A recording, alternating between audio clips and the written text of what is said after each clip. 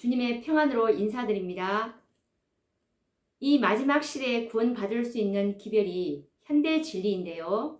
현대 진리는 요한계시록 18장에 있는 세천사의 기별과 그리고 요한계시록 18장에 있는 두 번의 기별이 연합되어서 총 5번의 기별로 이 예수님의 구속사업은 이제 마무리되게 되는데요.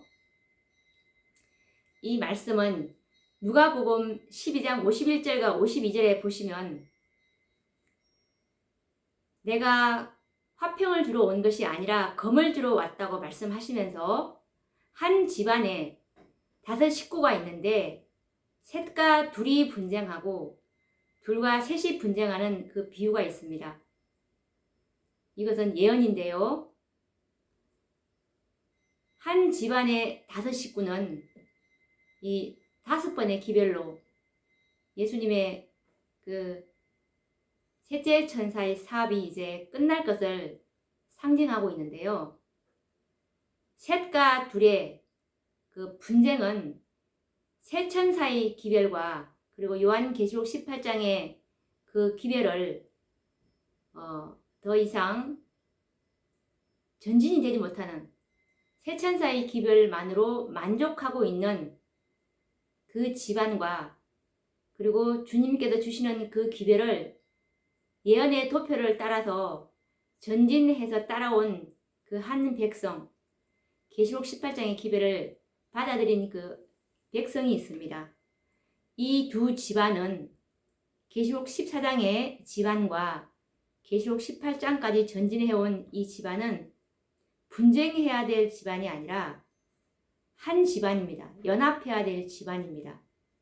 그래서 큰 외침장에 보시면 셋째 천사를 힘과 능력이 없어져 버린 잃어버린 셋째 천사를 돕기 위해서 계시록 18장에 있는 힘센 천사가 내려와서 이제 연합하는 그런 말씀을 우리가 토대로 볼 때 요한계시록 18장의 기별로 이제 온 땅에 하나님의 영광으로 환해지는 우리가 그 사업까지 이제 전진이 되어야 됩니다. 그래서 하나님의 영광을 드러내기까지 우리가 이 기별로 전진을 해 와야 되는데 요한계시록 14장의 기별만으로 만족하게 된다면 결국은 메네 데겔 우바르신 저울에 달아보니 부족함이 되었다라는 그 선고를 받게 되므로 쭉정이가 될 수밖에 없는 그런 정말 불행한 사태가 벌어지기 때문에 편견과 선입견을 제거하시고 요한계시록 14장의 기별만으로 만족하지 마시고 18장 연구에 관심을 가져보시기 바랍니다. 오늘도 지난 시간에 이어서 첫째 천사의 기별이라는 주제로 작은 제목은 작은 책 다니엘서라는 그 말씀으로 또 연구를 해보도록 하겠습니다. 다니엘서 12장 9절에서 10절 말씀을 보시면 그가 가로되 다니엘아 갈지어다 대저 이 말은 마지막 때까지 간수하고 봉함할 것임이니라. 많은 사람이 연단을 받아 스스로 정결케 하며 희게 할 것이나 악한 사람은 악을 행하리니 악한 자는 아무도 깨닫지 못하되 오직 지혜 있는 자는 깨달으리라 라는 말씀이 있습니다. 이 다니엘서는 마지막 때에 이제 개봉될 주님께서 이제 열어주실 책인데요. 마지막 때까지 간수하고 봉함할 것임이라 라는 말씀을 하시면서 이 말씀을 마지막 때 하나님의 백성들이 깨닫기 위해서는 오직 지혜 있는 자만 깨달을 수 있다고 주님께서 지금 말씀하고 계십니다. 그래서 이 마지막 때는 이 지혜 있는 자들은 연단을 받아서 스스로 정결케 하며 희게 할 것이라고 말씀을 하셨습니다. 마지막 때에 구원받을 수 있는 하나님의 백성들은 정결한 상태가 되지 않으면 이 마지막 때에는 그리스도의 품성에 적합하게 되지 않게 될 것입니다. 정결케 되는 한 백성에게 늦은 비를 부어주시기 때문에 반드시 많은 사람이 연단을 받아서 스스로 정결케 되고 희게 될 것이라고 주님께서 약속을 해주셨습니다. 요한은 그리고 또 요한계시록 10장 1절과 11절 화이트 주석에 보시면 반면에 요한은 이 작은 책이 봉함되지 않는 것을 또 요한은 보게 됩니다. 이 다니엘서를 작은 책이라고 하는데 다니엘서는 12장까지 밖에 없죠. 그래서 정말 작은 분량이지만 이 안에는 정말 중요한 기별이 있죠. 그래서 이 다니엘의 예언은 첫째, 둘째, 셋째 천사의 기별이 세상에 주어질 적당한 때를 예언하고 있는데요. 이 봉함되지 않는 그 책은 때와 관련된 기별이었습니다. 마지막 때를 위해서 이 다니엘에게 하나님께서는 다니엘 12장 4절 말씀을 통해서 명령을 하셨는데요. 다니엘아, 마지막 때까지 이 말을 간수하고 이 글을 봉함하라. 많은 사람이 빨리 왕래하며 지식이 더하리라 라고 이렇게 명령을 하셨습니다. 반면에 요한계시록 22장 10절을 보시면 요한에게 어떻게 말했냐면 예수님께서 다니엘에게는 이 글을 마지막 때까지는 봉함하라고 하신 반면에 요한에게는 또 내게 말하되 이 책의 예언의 말씀을 인봉하지 말라. 때가 가까우니라 라고 이렇게 말씀을 하셨습니다. 과거에 교사들은 이 다니엘과 요한계시록은 인봉된 책이라고 이제 선언해 왔습니다.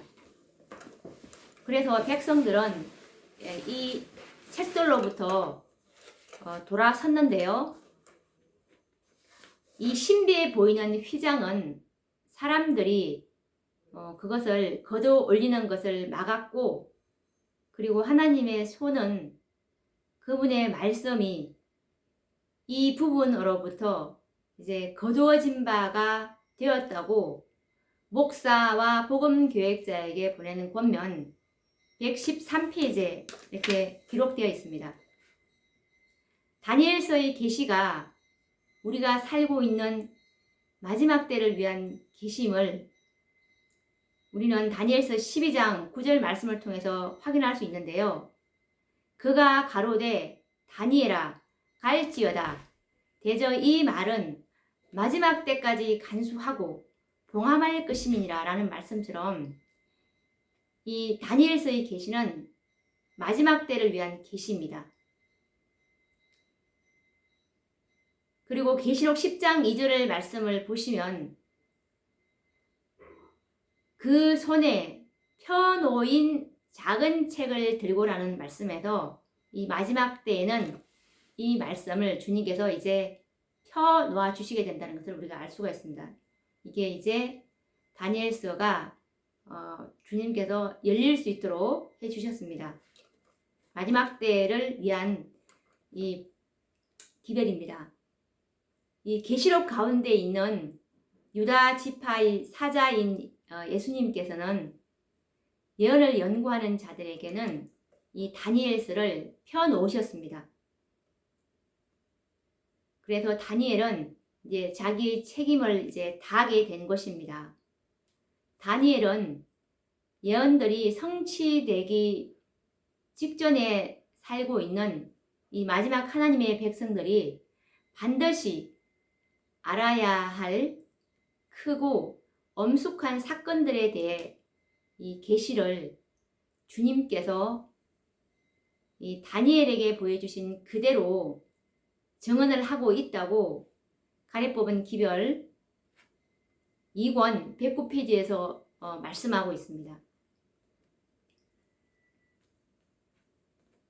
그리고 지금 이 다니엘서는 지금은 이제 임봉되지 않았습니다. 이 마지막 때에는 열어주셨습니다. 주님께서. 그래서 그리스도께서 이 요한에게 주신 계시는 지상의 모든 거민들에게 전해져야만 하였습니다. 지식의 증가로 말미암아 백성들은 이 마지막 날에 설 수 있는 준비를 이제 하게 되었습니다. 이 말씀은 가래뽑은 기별 2권 105페이지에 선지자께서 말씀하고 계신 내용입니다. 요한계시록 10장 2절 말씀을 보시면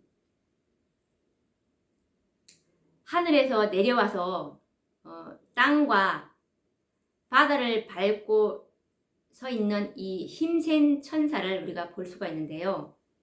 계시록 10장 2절 말씀을 한번 보도록 하겠습니다. 그 오른발은 바다를 밟고 왼발은 땅을 밟고. 여기서 이 요한이 가리키고 있는 이 힘센 천사는 예수 그리스도이십니다.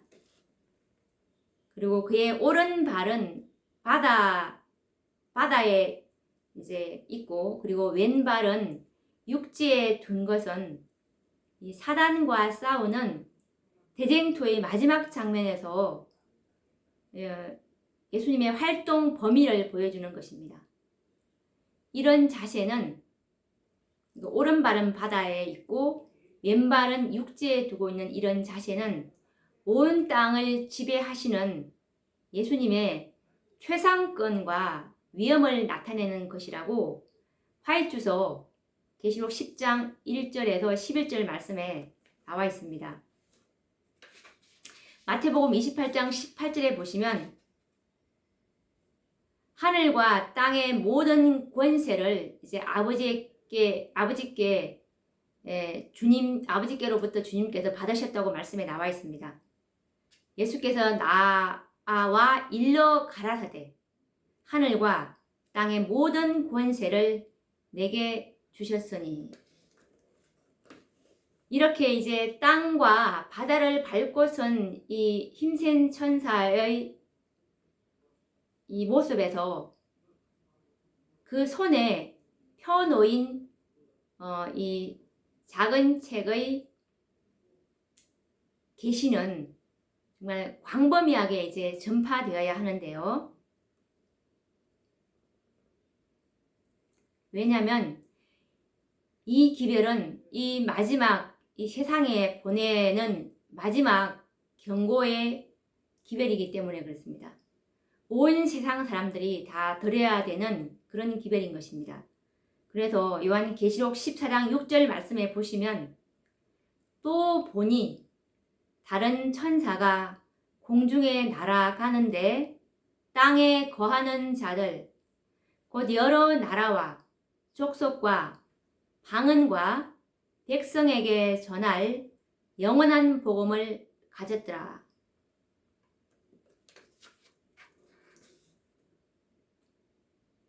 이 요한계시록 10장의 천사는 한 발로는 바다를 밟고 있고 또 다른 발로는 땅을 밟고 서 있는 것으로 보아서 기별이 먼 나라에 전파될 것과 그리고 바다를 횡단하고 바다의 섬들이 우리 세상에 보내는 마지막 경고의 기별을 그 기별의 선포를 듣게 될 것을 나타내 보여주고 있다고 가래뽑은 기별 2권 107페이지에서 108페이지 말씀에 나와 있습니다.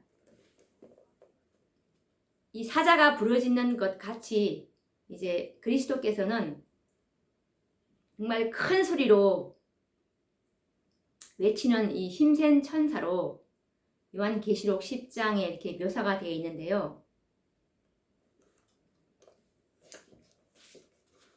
계시록 10장 3절에 보시면 사자의 부르짖는 것 같이 큰 소리로 외치니 라고 이렇게 말씀에 나와 있습니다.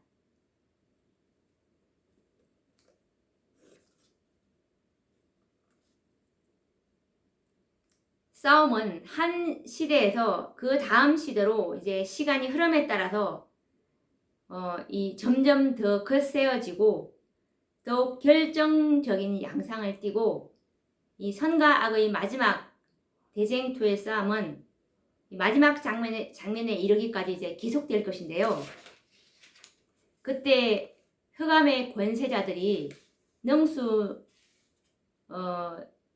이 흑암의 권세자들의 능수능란한 솜씨는 이제 최고조에 이르게 될 것입니다.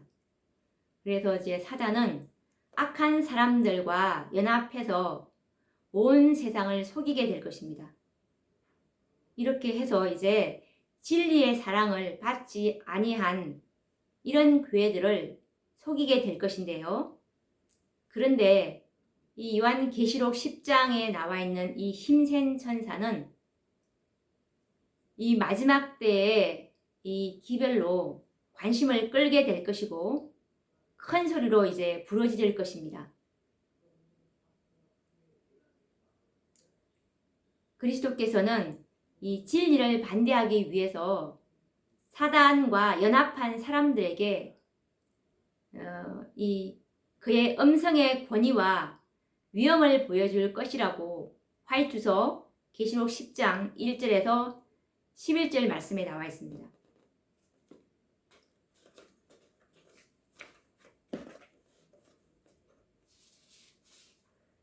히브리서 3장 15절 말씀에 보시면 성경에 일렀으되 오늘날 너희가 그의 음성을 듣거든 노하심을 격동할 때와 같이 너희 마음을 강팍해 하지 말라 하였으니 라는 말씀이 있습니다. 그래서 우리는 너희는 두려워할지니 그의 안식에 들어갈 약속이 남아 있을지라도 너희 중에 혹 미치지 못할 자가 있을까 함이라 라고 이 히브리서 4장 1절 말씀처럼 우리는 힘센 천사가 말씀하고 있는 이 경고의 말씀에서 우리는 위험을 감지해야 하는데요.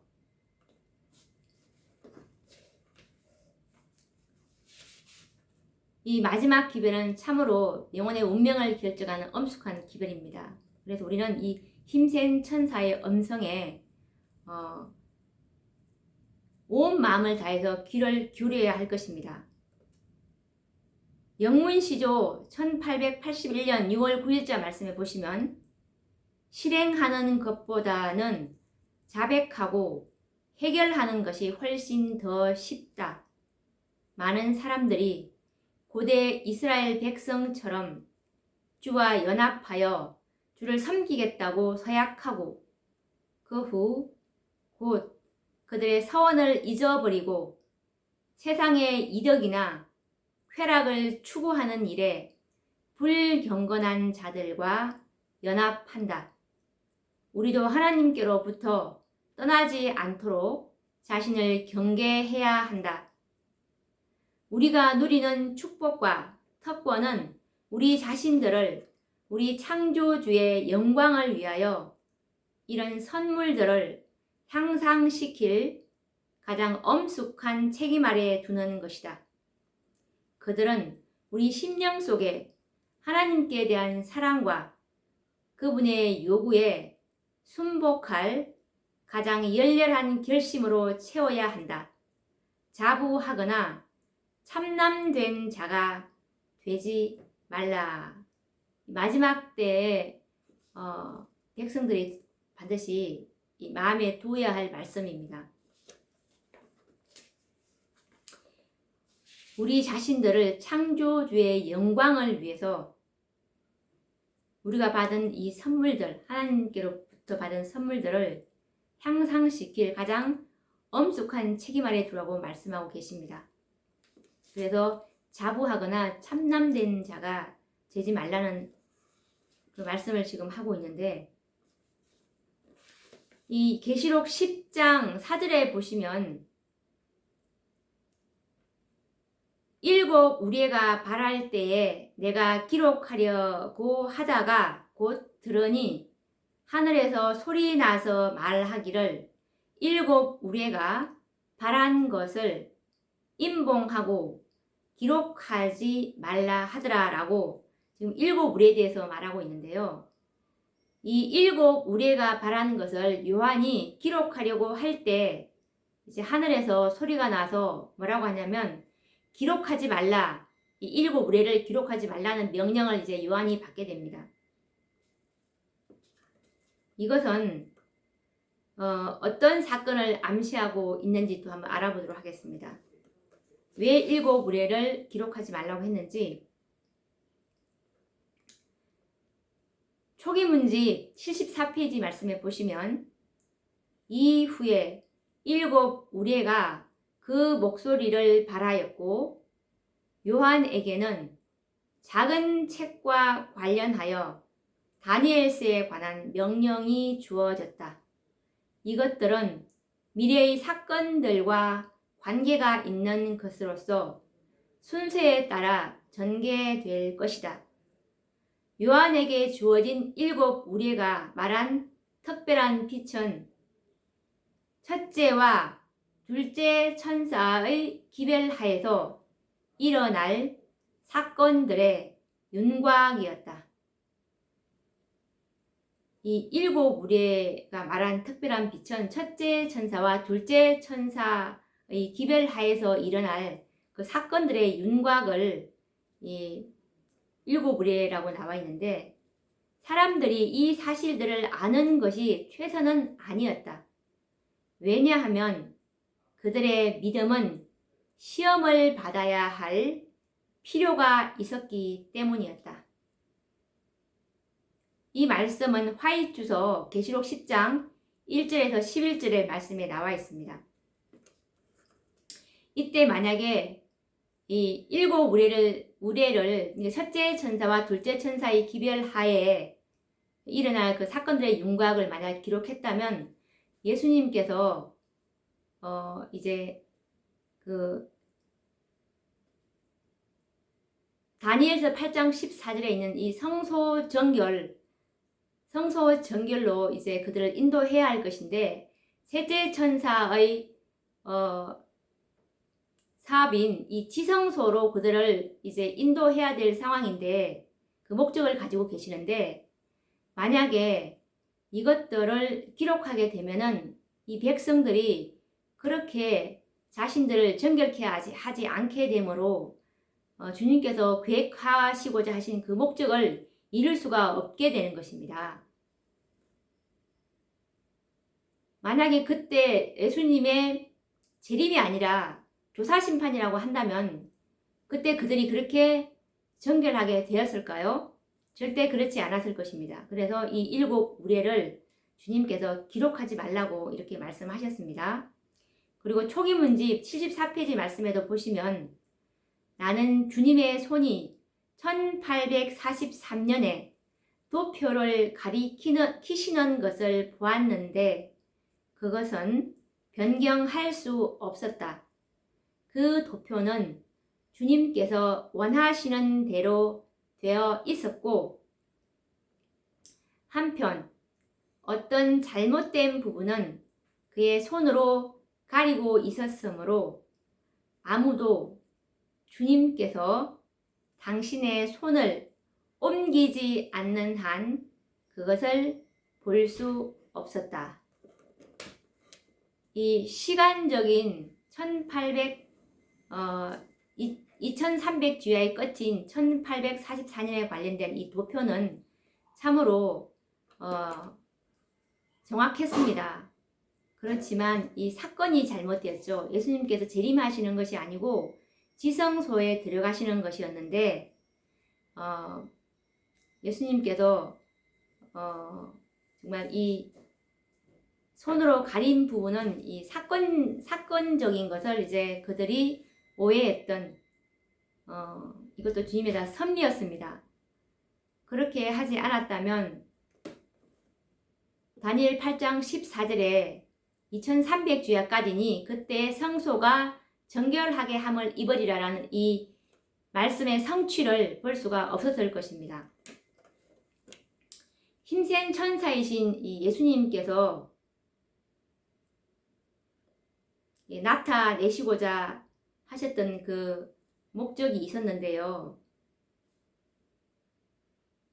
계시록 10장 5절과 6절 말씀을 보시면 내가 본 바 바다와 땅을 밟고 섰는 천사가 하늘을 향하여 오른손을 들고 세세토록 살아계신 자 하늘과 그 가운데 있는 물건이며 땅과 그 가운데 있는 물건이며 바다와 그 가운데 있는 물건을 창조하신 이를 가리켜 맹세하여 가로되 지체하지 아니하리니 라고 이 계시록 10장 5절과 6절에서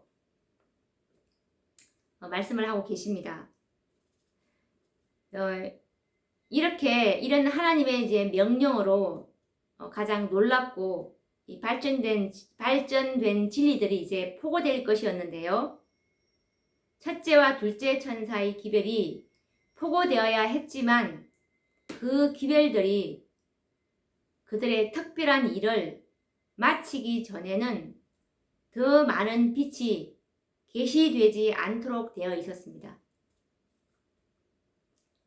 참으로 정결케 되는 일이 있어야 했었습니다. 그들의 마음이 정결케 되어서 이제 지성소로 주님과 같이 믿음으로 이제 입장을 해야 되는데 이것이 이 특별한 일이 마치기 전에는 더 많은 빛이 셋째 천사의 빛을 받을 수가 없었습니다. 이것이 한 발은 바다를 밟고 때가 더 이상 없으리라고 포고하고 있는 천사가 대표하는 것인데요. 그 천사가 이 천사는 예수님이죠. 가장 엄숙한 맹세로 선포한 이 때는 이 세계 역사의 끝을 말하는 것도 아니고 그리고 은혜의 시간을 말하는 것도 아닙니다. 그것은 우리 주님의 재림에 선행되는 예언적인 때를 말하는 것입니다. 이 말이 무슨 뜻이냐 하면 명확한 때에 관한 또 다른 기별은 없을 것이라는 말입니다. 그래서 지체하지 아니하리라 라는 말씀이 이제 명확한 때에 관한 또 다른 기별은 없다. 1844년 후에는 시간 예언은 더 이상 없다라는 것을 말씀하고 계신 것입니다. 그래서 가장 긴 예언적인 때의 계산은 1844년 가을까지 이른다고 화이트주석 계시록 10장 1절에서 11절 말씀에 나와 있습니다. 하나님의 백성을 위해서 이 시기에 근거를 둔 기별은 다시는 이제 주시는 일이 없을 것입니다. 그래서 이제 1844년 이후에는 시기 문제가 시험거리가 되지 않았고 결코 다시는 시험거리가 되지 않을 것이라고 초기문집 75페이지에도 나와 있습니다.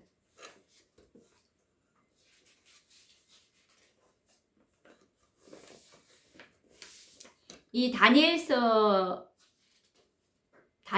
이 8장 14절에 보시면 이 2300주야에 관한 말씀이 있지 않습니까?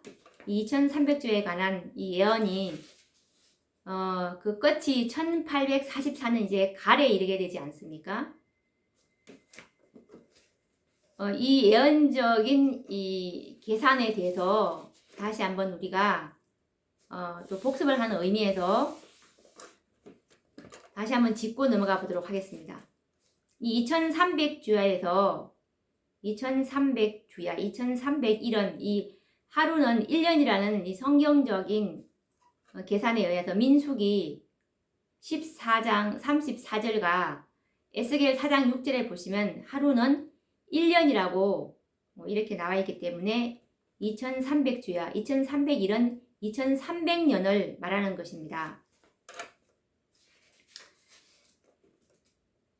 이 모든 사람들은 이 다니엘서 8장 14절에 있는 말씀, 그가 내게 이르되 2300주야까지니 그때에 성소가 정결하게 함을 입으리라 하였느니라 라는 이 말씀에서 그때 그 당시에 사람들의 그 재림운동 때 잘못된 결론으로 이제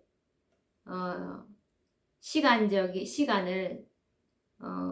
정확히 계산했지만 그 사건들을 그때 그 당시에 유전적인 전통에 따라서 이제 예수님의 재림으로 이렇게 오해를 하게 됐는데요. 이 모든 사람들은 이 성경 구절에 예언된 사건에 그들의 영광스러운 기대, 재림이죠. 영광스러운 기대와 희망을 두어야 할 것으로 생각했습니다. 그때 그 당시의 사람들이. 그런데 그 예언적 기간이 1844년 가을로 마치게 되는 것으로 이제 나타났는데요. 그때의 재림 신자들 역시 다른 일반 그리스도인들처럼 이 성소가 이 세상 혹은 세상의 어떤 지역이라는 견해를 가지고 있었습니다. 그들은 성소의 정결이란 이 마지막 큰 날에 이 세상이 불로 정결하여지는 것을 말하고 그 일은 재림의 때에 이루어질 것이라고 이해하였습니다.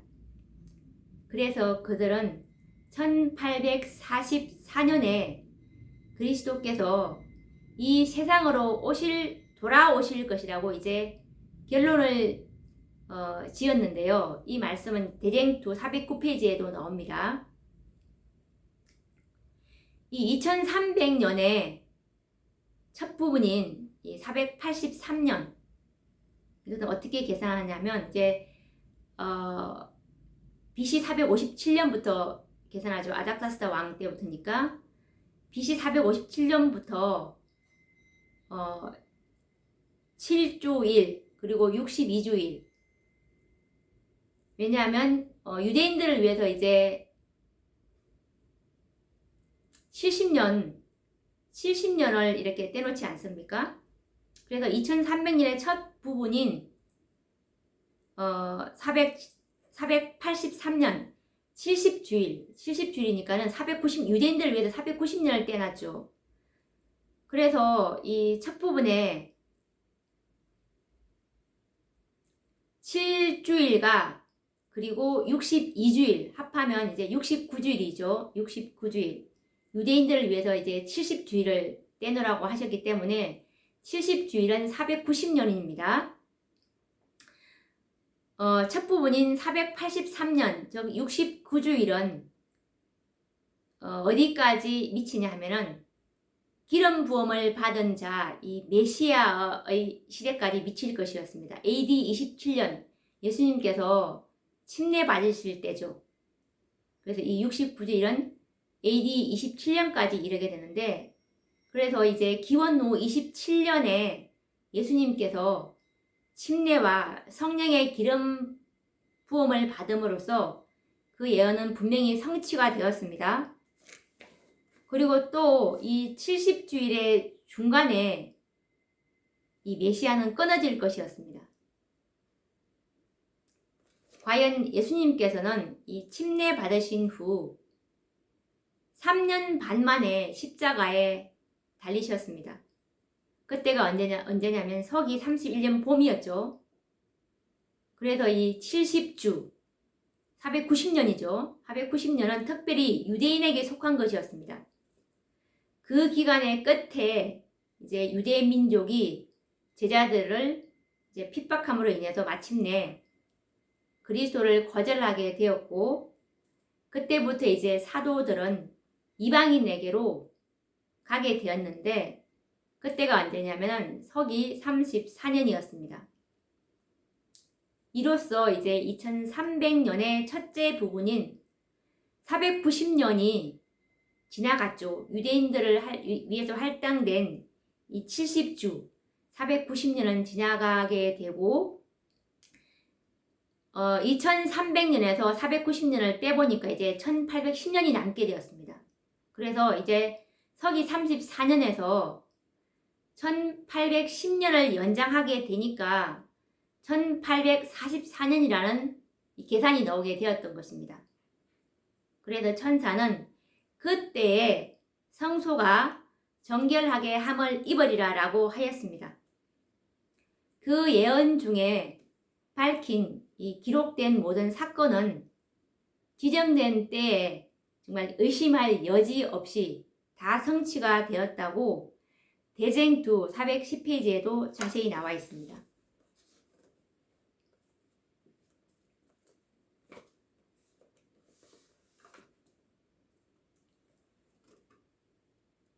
그런데 1844년이라는 이 시간이 4년에 이제 그들이 재림이라고 믿고 있던 그 시간이 이 지정된 시기가 이제 지나갔죠.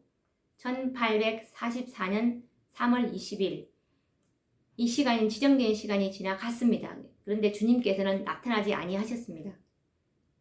그래서 신자들은 하나님의 말씀은 착오가 없으므로 그들의 예언 해석에 반드시 잘못이 있을 것으로 알았습니다. 그러나 그 잘못이 어디에 있는지는 알지 못했다고 대쟁투 409페이지의 말씀에 나와 있습니다.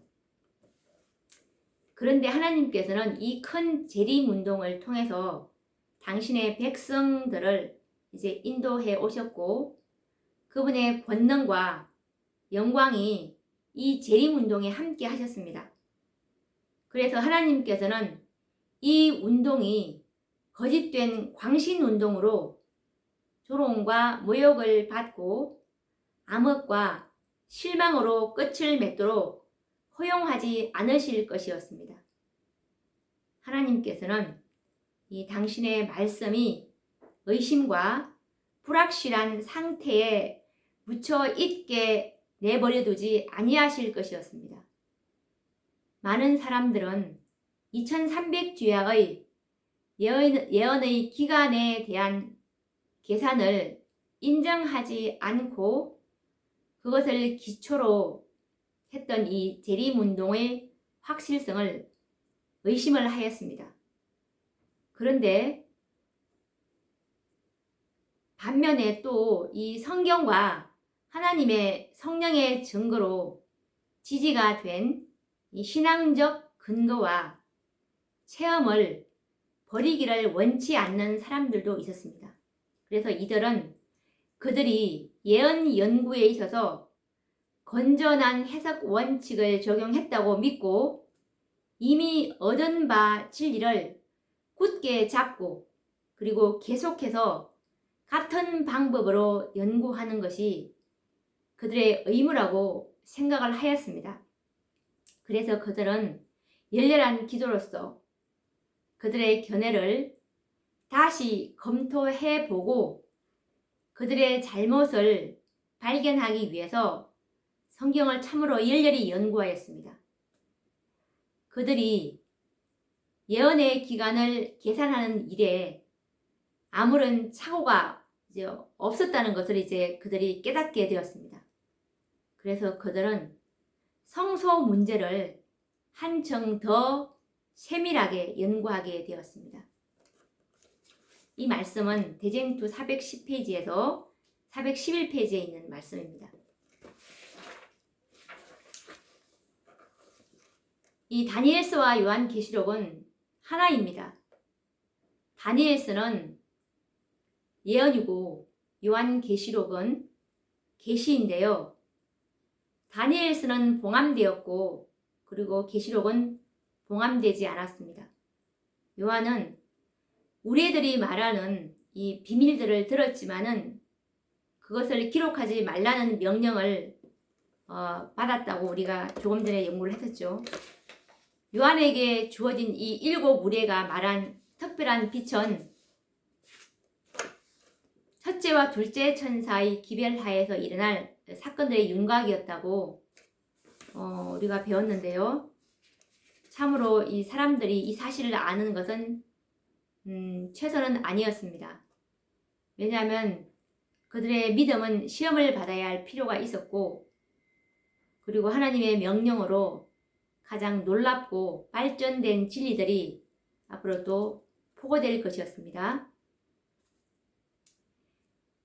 셋째 천사의 이 완전한 진리가 첫째 천사와 둘째 천사의 기별을 이 체험한 백성에게 이 기별이 포고될 것이었죠. 첫째와 둘째 천사의 기별이 포고되어야 했지만 그 기별들이 그들의 특별한 일을 마치기 전에는 더 많은 빛이 계시가 되지 않도록 되어 있었습니다.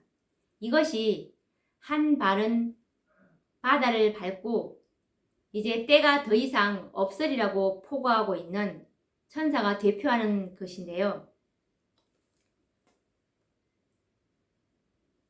이 천사가 가장 엄숙한 맹세로 선포한 이 때는 세계 역사의 끝을 말하는 것도 아니고 은혜의 시간을 말하는 것도 아니었습니다. 그것은 우리 주님의 재림에 선행되는 예언적인 때를 말하는 것입니다. 이 말의 뜻은 이제 1844년 이후에 또 다른 이 때를 기초한 그 다른 기별은 명확한 때에 기초한 또 다른 기별은 없을 것이라는 말이었습니다. 명확한 때에 기초한 또 다른 기별은 없을 것이라는 이 말씀을, 그리고 가장 긴 예언적인 때의 계산은 1844년 가래까지 이른다는 것을 우리가 화이트서 계시록 10장에 보시면 이 말씀을 정확하게 설명을 하고 있습니다. 오늘 우리가 이 다니엘서 마지막 때에 펼쳐질 이 다니엘서를 오늘 우리가 공부를 하게 됐는데요. 이 다니엘서에서 가장 핵심적인 말씀은 다니엘 8장 14절이죠. 마지막 때 하나님의 백성들이 반드시 알아야 될 이 세천사의 기별, 세천사의 기별로 탄생될 성소 정결로 이제 그들은